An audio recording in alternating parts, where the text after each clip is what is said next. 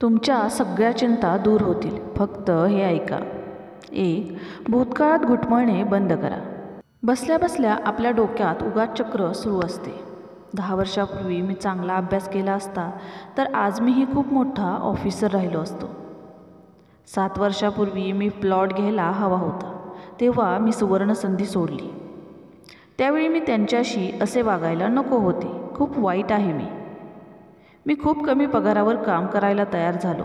मी असे नव्हते करायला पाहिजे. व्हायच्या त्या घटना घडून गेल्या. टाईम मशीनमध्ये जाऊन ते काही बदलता येणार नाही. तेव्हा आता त्याचा विचार करून फक्त आणि फक्त आपली बहुमूल्य ऊर्जा फालतूमध्ये खर्च होणार.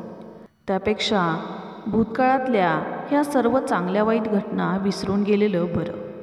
2. इथे प्रत्येकजण अद्वितीय आहे. बहुतांश दुःखाचं मूळ हे तुलनेतच असतं. या जगात प्रत्येक गोष्ट एकमेव, अद्वितीय अशी आहे. गुलाब दिसायला सुंदर असतो, पण म्हणून मोगऱ्याचं महत्त्व कमी होत नाही. त्याचा सुगंधही त्याची ओळख आहे. त्या दोघात डावं उजवं अशी तुलना करता येईल का? प्रत्येक फूल अद्वितीय आहे. आता यात डावं उजवं करून कशाला दुःखी व्हायचं? प्रत्येकाचा चेहरा एक दुसऱ्यांपासून वेगळा आहे. म्हणून या जगातली प्रत्येक व्यक्ती एकमेव, अद्वितीय आहे. अगदी तुम्ही पण. आयुष्य कशासाठी याचं उत्तर शोधा. आयुष्य भगवंताने आपल्याला दिलेली अनमोल अशी भेट आहे. आयुष्य सतत आनंदी राहण्यासाठी आहे. आयुष्य उत्साहाने भरभरून जगण्यासाठी आहे. आयुष्य भव्य दिव्य स्वप्न बघण्यासाठी आहे. ती स्वप्ने मनमुरादपणे जगण्यासाठी आहे.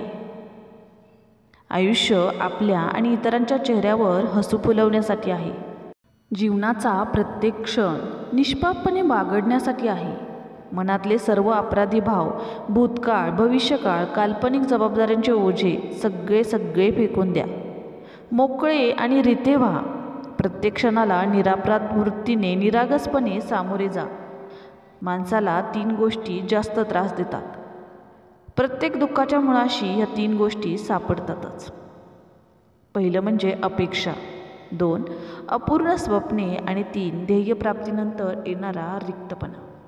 बहुधा आपण भला उसकी कमीज मेरे कमीज से सफेद कैसे याच विचारात असतो.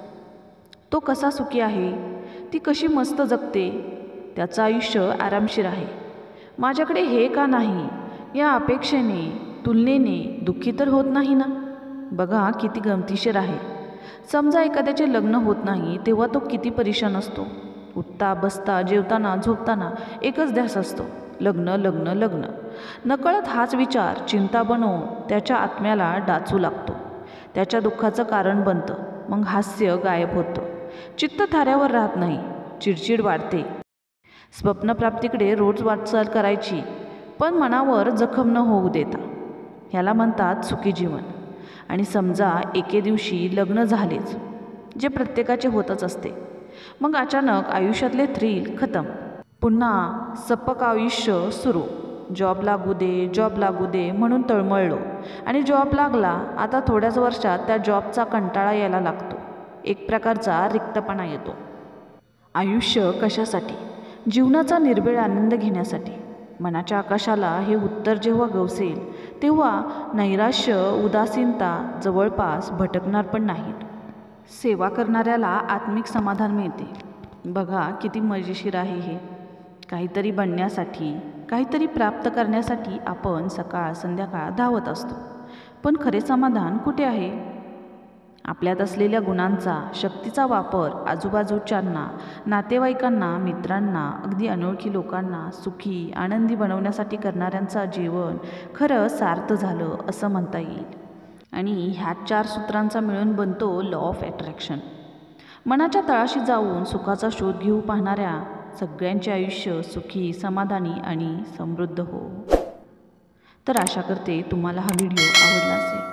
तुम्हाला जर व्हिडिओ आवडला असेल तर व्हिडिओला लाईक आणि चॅनलला सबस्क्राईब नक्की करा.